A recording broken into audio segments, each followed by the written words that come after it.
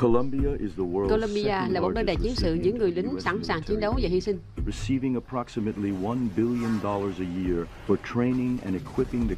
Số lượng vũ khí được tiêu thụ tại Colombia được xem như là con số báo động. Và cả những người tham gia vào cuộc chiến này. Tuy nhiên, sự chiến này tại đây được xem là chấm dứt khi mà Tổng thống Kennedy ký sắc lệnh chấm dứt chiến tranh. Tuy nhiên, những con số thống kê về số lượng binh lính đã thiệt mạng tại đây được xem là báo động.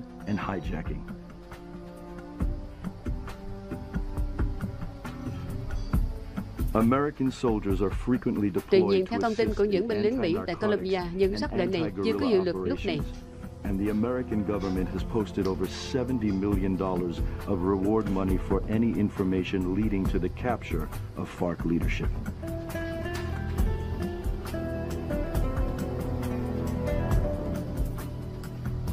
The Colombian people frequently take to the streets to protest the FARC's brutal methods and to call for the end to the violence and for the release of hundreds of hostages.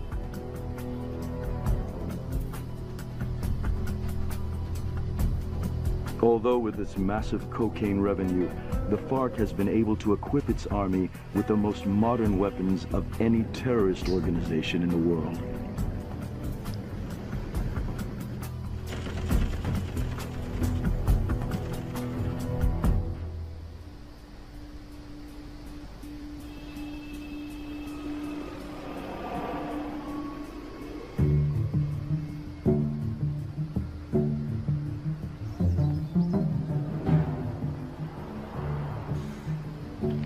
We got movement on Lago.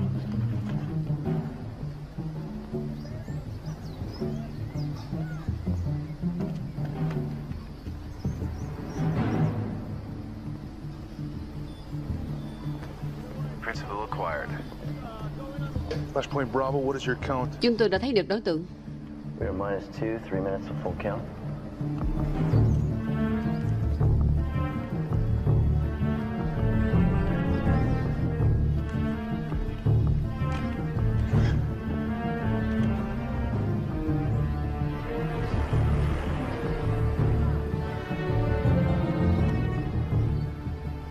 Charlie, slow him down. Hắn đang qua đường. Tôi vẫn đang theo. Bên kia đi, không sao đi. Đừng hành động lúc này. Tôi sẽ theo hắn. Abort, Charlie, abort. Coi chừng, Charlie. First rule of engagement. Always know your target. Hắn đi vào nhà người phụ nữ rồi. Đừng hành động. Proceed to jump point.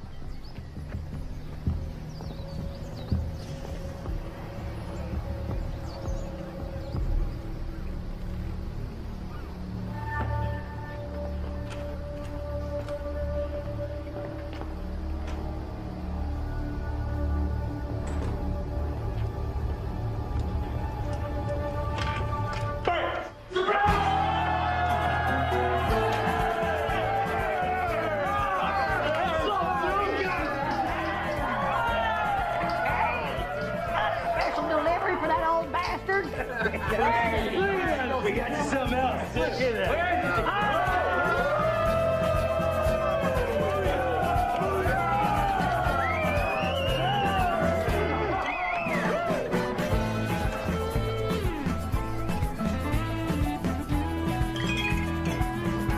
God bless Eric.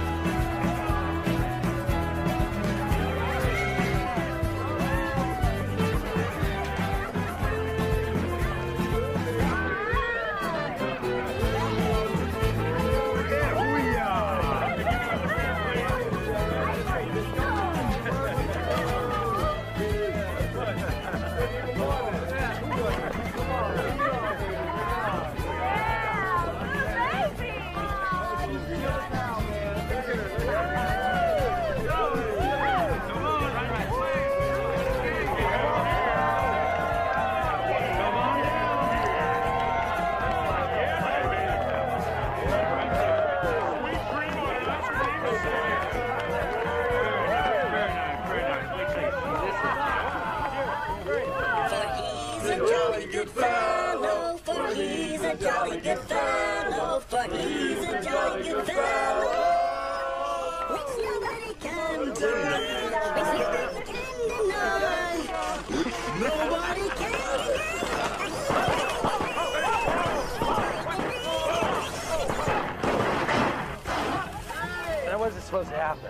Này, chuyện có gì xảy ra vậy? Có chuyện gì thế hả?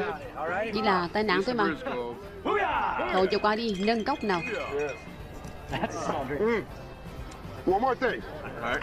Còn một điều nữa, chúng ta cần phải nâng cốc chúc mừng cho lần này chúng ta hoạt động trong quân đội.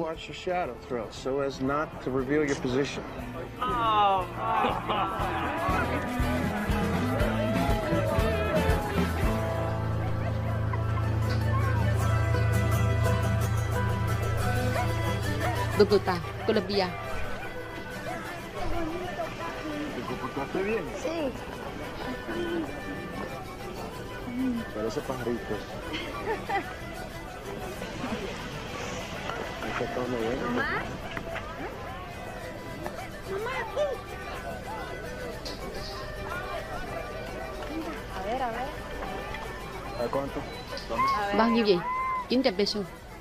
Así mi corazón. Nhìn này con yêu, thích không nào?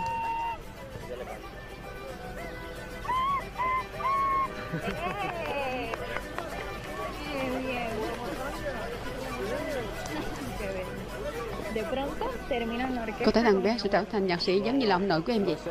Không đâu, nó sẽ trở thành cầu thủ bóng đá tham dự vào World Cup chứ. Đó là giấc mơ của anh yêu ạ. Nhưng tất nhiên, anh là bố nó. Ai đã mua cho nó quả banh đầu tiên nào? Là anh. Mazurka, mẹ thích món này, ăn không con?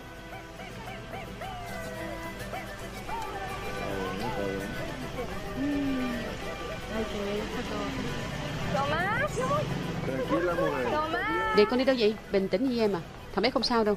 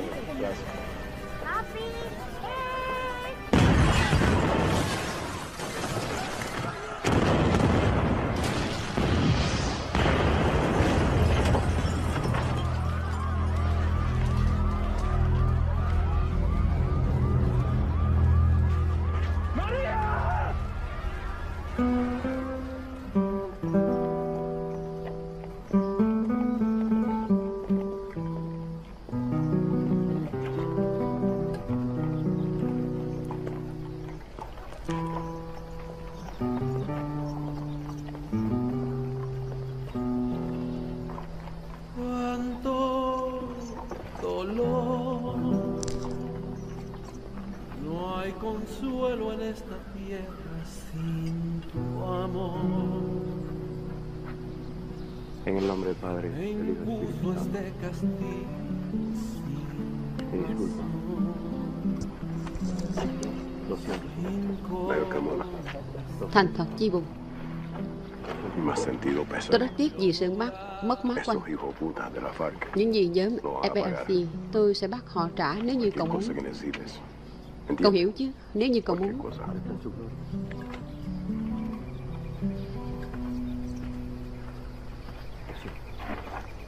Lo siento.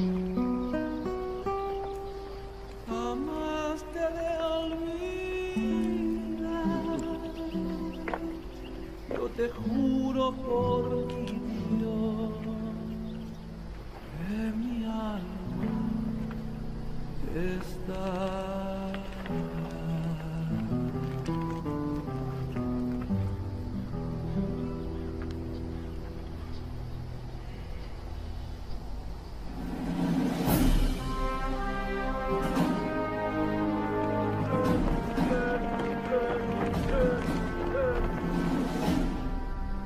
Morning, sir. Morning. Chào buổi sáng, chào buổi sáng. Mọi việc thế nào rồi? Bọn tôi vừa nhận được sắc lệnh có lẽ sẽ có một cuộc chiến tại Tatu. Tôi cần đến đó xem xét. Nào, đi theo tôi, Son. Tình hình tại Colombia như thế nào? Tình hình có chút biến chuyển, tuy nhiên vẫn còn rất nguy hiểm. Chúng ta đã cố gắng kiểm soát hết được tình hình, tuy nhiên điều này không phải là dễ. Vậy thì cái này sẽ làm cậu quan tâm. Nhiều có một vụ nổ tại một khách sạn đã cướp đi một tính mạng của hai người. Đó chính là vợ con của một trung úy cảnh sát Colombia. Tôi cần cậu điều tra vụ việc này. Đã biết chúng lại chưa hả? Theo thông tin của nhóm P.1. Tôi hiểu rồi. Chúng ta được biết nhóm khủng bố tại Colombia thường trú ngụ tại những nơi rừng sâu như thế này.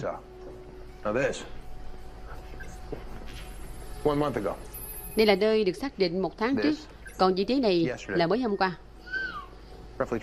Chúng ta sẽ phải thâm nhập vào đây. Vậy là chúng ta sẽ vào nơi rừng sâu này à? Chính xác, việc này đã được lên kế hoạch. Mọi người chuẩn bị chúng ta sẽ xuất vào sáng ngày mai. Nên nhớ không được chủ quan.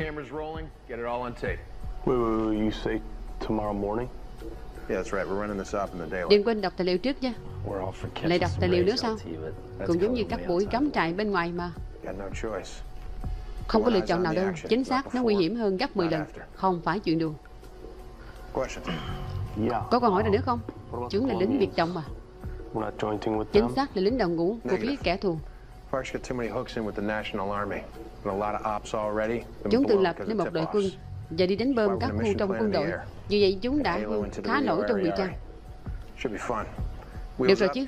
Nhớ có mặt ngày mai lúc 7 giờ.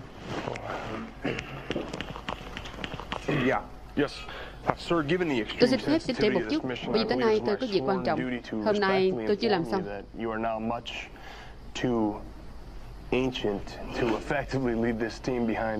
Vì vậy lý do được cấp chấp nhận. Theo trí nhớ của tôi cho biết là chưa bao giờ có trường hợp ngoại lệ. Me almost tackling you to get you from ringing that bell at the end of Bud's train. Okay? Vì vậy cậu không được chấp nhận, hiểu chứ? Hãy tuân theo mọi người đi. Được rồi. Ý anh là cả anh cũng không được ngoại lệ chứ gì. Tôi cũng giống anh thôi. Nghe thật là tức đi. Gặp lại các cậu nha. Tạm biệt đội trưởng.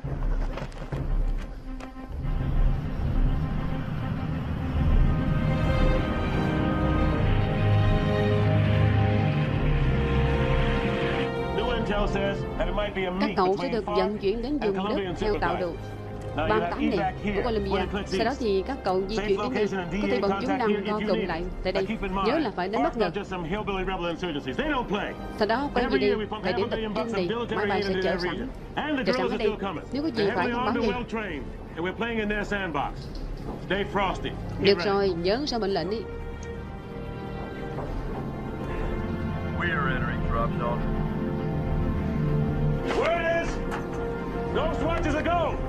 Mọi người đã sẵn sàng chưa? Chúng ta sắp đến địa điểm rồi. Sẵn sàng để chết.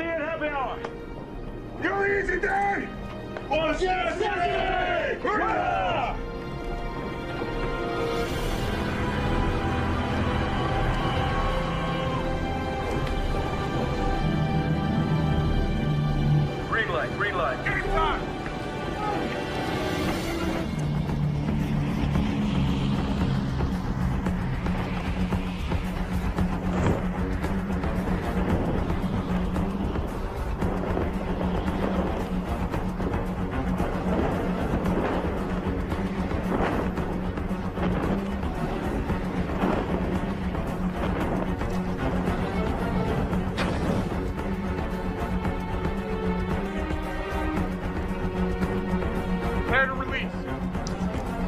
Xuống đi.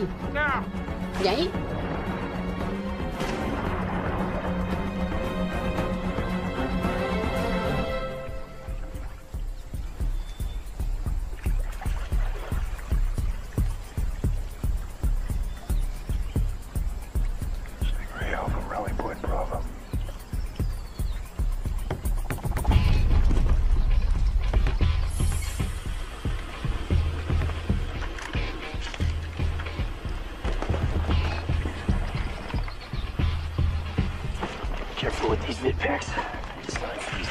Đưa đây cho tớ nè, cẩn thận đi. Good on. Good. Look inside.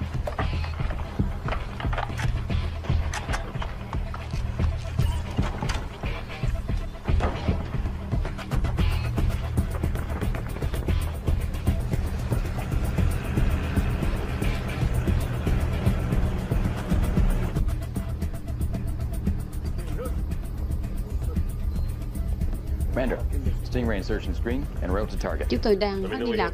Có thông tin báo tôi ngay. Dân thưa ngài. Hi, Commander. Thưa ngài, chúng tôi chưa kết nối được.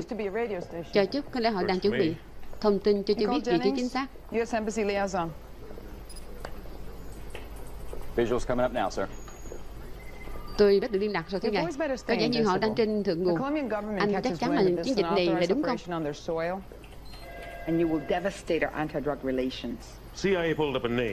Yên tâm đi, họ đều trải qua rất nhiều cuộc chiến rồi.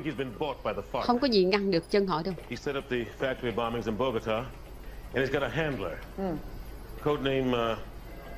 Tôi không lầm thì tên đầu sỏ của chúng là Dico.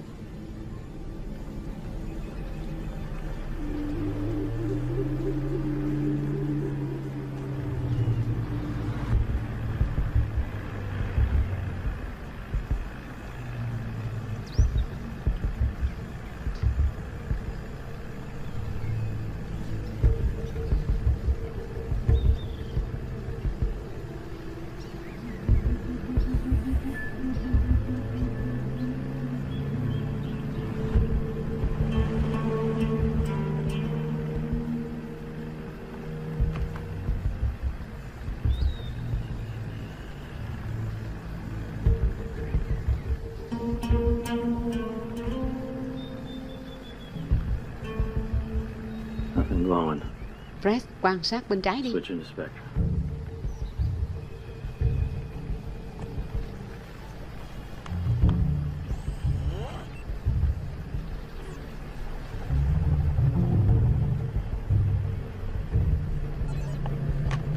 Got something. Có kẻ địch.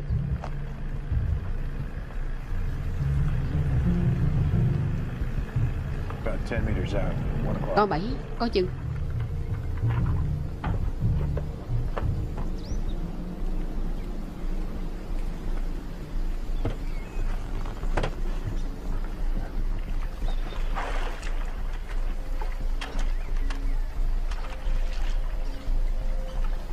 Looks like they're paranoid. Stay Chắc alert. rồi. Cẩn thận đi.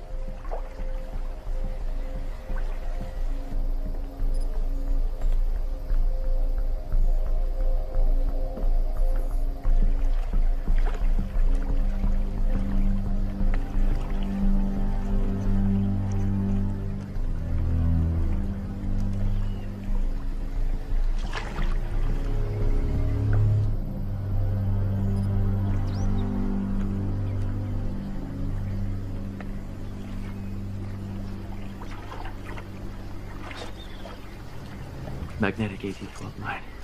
Cuban made.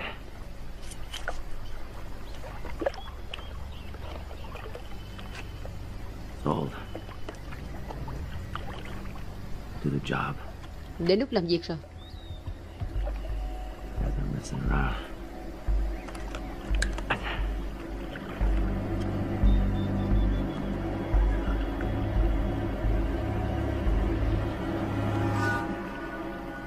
Rendered it enough. Repeat. Repeat. Enough.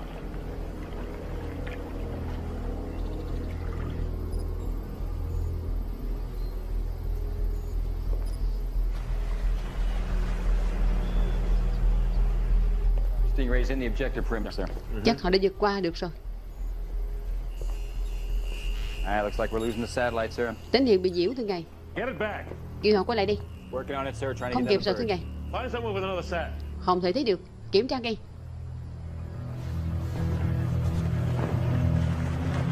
Turn starboard.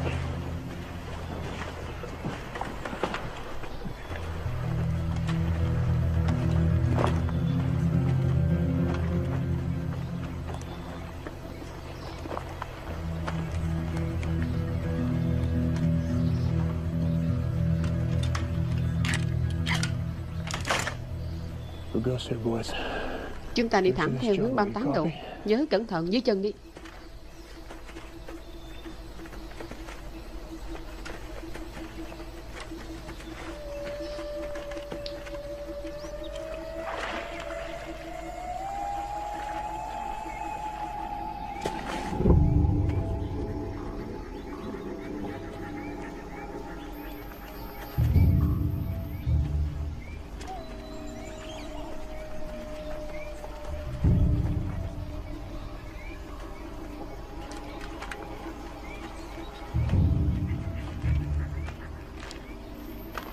This is it. I want Overwatch. Chính là vị trí này, cabin. On it. Còn lên trinh sát đi. Tuân lệnh.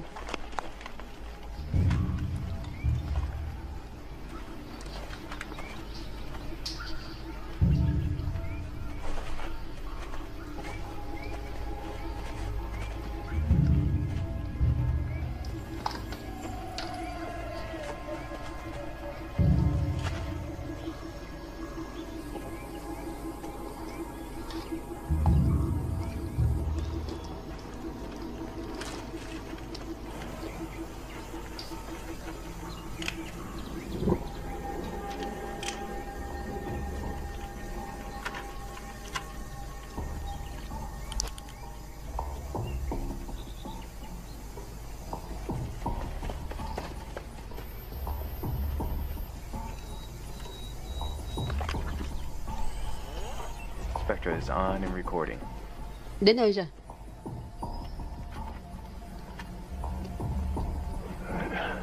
We eyeball what they get in their cookie jar. Có điện từ trường đi. Get you on tape. Cắt từ dưới lên đi. Báo lên. Stingray Delta. Bọn mình chỉ làm một vòng qua trái, một vòng qua phải. Để tôi kiểm tra đã. Có tổng cộng là 5 máy quét để xem nào có 4 khu chính. Có dãy được canh gác. No infrared trip lines. No motion sensors. Còn thông tin gì không? Bên trong có 25 thùng hộp. Bên ngoài có 2 gã. Có trang bị vũ khí. All the guards have two ways. RF short range. Mở được rồi. Cẩn thận, vào đi. Doors open. Alpha advancing. Được rồi.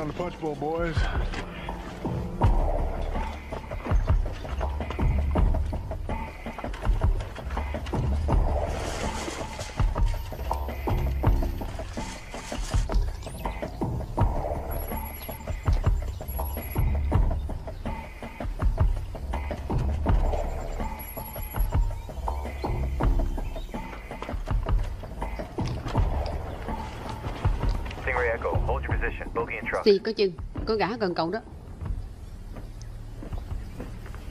Stingray Echo, watch your six. Tuyệt vời, cậu sắp được hưởng nước trời rồi.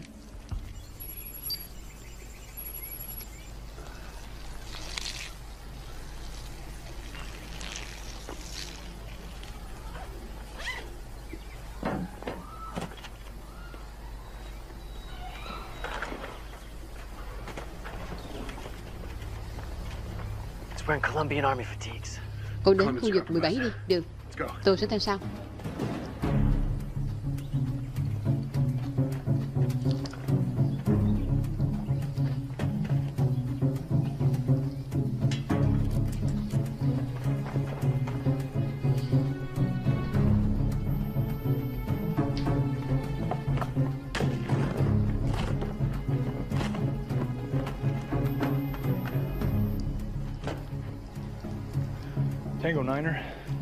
Là thuốc viện, chúng sẽ được chuyển tới vùng giáp ranh của Colombia.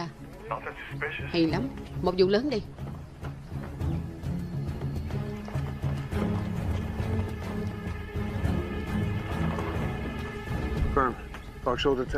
Tôi mắc kẹt rồi. Bằng chứng báo khu hành chính đồng quá. Có lối nào ra không? Alvaro, không sao, chúng đi tới chỗ 25 cái thùng, cậu đừng lo. Được rồi, tôi sẽ giải quyết chúng trước. Pero yo no soy uno de esos. Yo no soy